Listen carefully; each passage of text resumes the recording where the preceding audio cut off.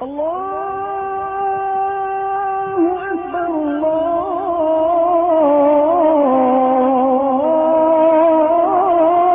Akbar.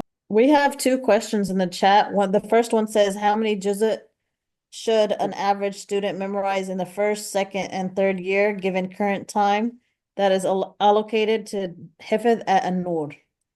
If you want to answer Okay. that one first, then I'll read it. Yeah, yeah. So the average, they have actually, what I saw was that the teachers have like a roadmap that's listed out. But again, it all depends on the how quickly the child is able to pick up. Usually in the beginning, the child starts off with like, let's say, 5 lines a day, and then they move on to half a page. Okay.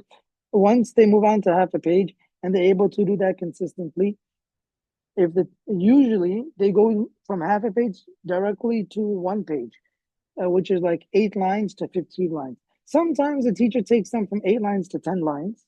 Okay. But if they do that, they'll remain at 10 lines for a little bit amount of time that eventually get to one line. Sorry, everything gets to 1 page.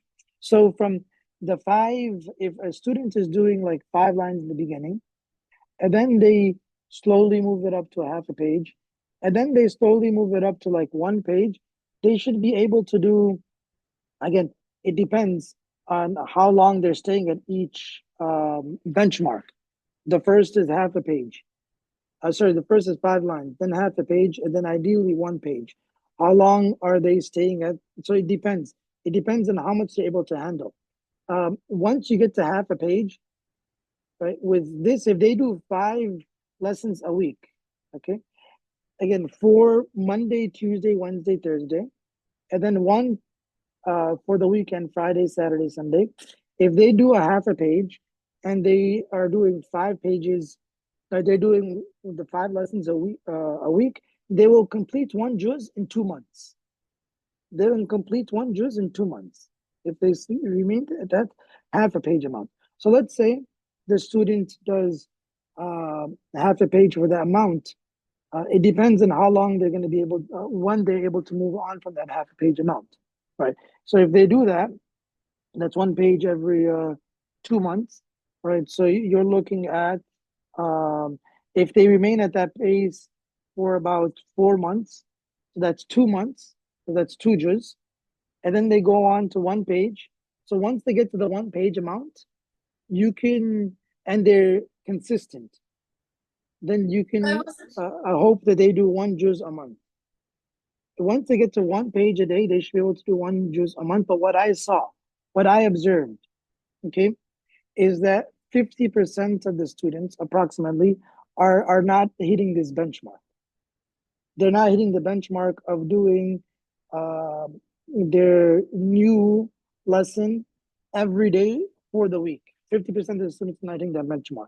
And that's either because what I was when I asked or inquired why is that happening, that's either because of one of three things. Okay?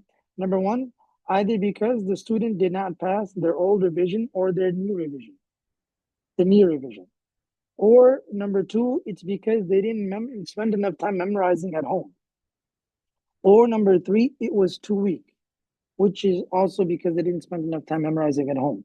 So 2 out of the 3 reasons were because not enough time is spent at home.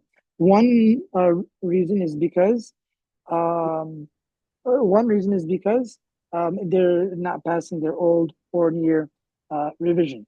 So again, if based on this data that I just explained, I think you're looking at like probably, I mean, I would have to map it out and think about it. But if I look at it really quickly, if they do 5 juz in the first year, that's pretty good. They just, if they're doing 1 or 2 juz, again, it depends on why that's happening. The only way to increase that, I don't know who A is, if they're doing 1 or 2 juz a year, the only way to improve that is by seeing what's happening with how much time they're spending at home. And then number two, what's happening with their old and new. So because what's happened, the reason why they're not progressing is because either the old and new is not strong, And then number two, it's because they're not spending enough time at home, or they didn't, or they didn't memorize it, right? So you have to see, what's happening. I mean, the students has to, there has to be a follow up on the students as to why one of those three things is happening, why they're not two of them, why they're not spending enough time at home, and then the other one is the old and the near. And sometimes what happens, so I will say, it's not always an expectation that everyone will be 100%. Right. So like every student, well, it depends. Once you get past like the tipping point, it happens, and the tipping point should occur for everyone is different. The tipping point sometimes occurs after the seventh or eighth juz, where it's like, okay, now this student is on like autopilot. Like once you get to that seven, eighth juz, that may happen. So again, it depends on their ability, number one, and then number two, it also depends on how much they're memorizing and how consistent they are in that memorization. So if they're consistent, right, I think let's say if they do four juz in the first year, then that could be increased periodically. Yeah, but I think if you take the data that I'm providing, then you can put together the picture. Yeah. Okay.